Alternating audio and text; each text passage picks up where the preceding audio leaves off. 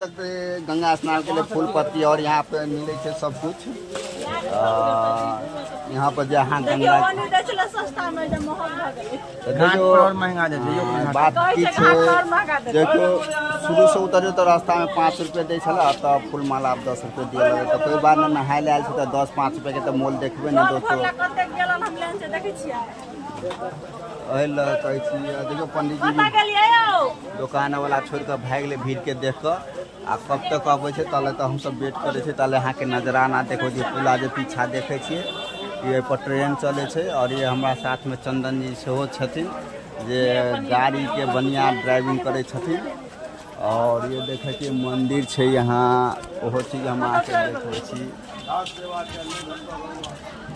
मंदिर छे सब देख सके छी मंदिर से जाए सबसे पहले मैं गोर लगे छी और फूल वाला जाओ फूल देखियो फूल सब फूल वाला फूल ले छै पैसा दे के चौका तक चले गेल छै। अब की कल जाए अहें सब कहियो कि वेट करियो कि चल दियो से सब अहें बतेबे कमेंट में जल्दी से दबा के कमेंट कर दियो।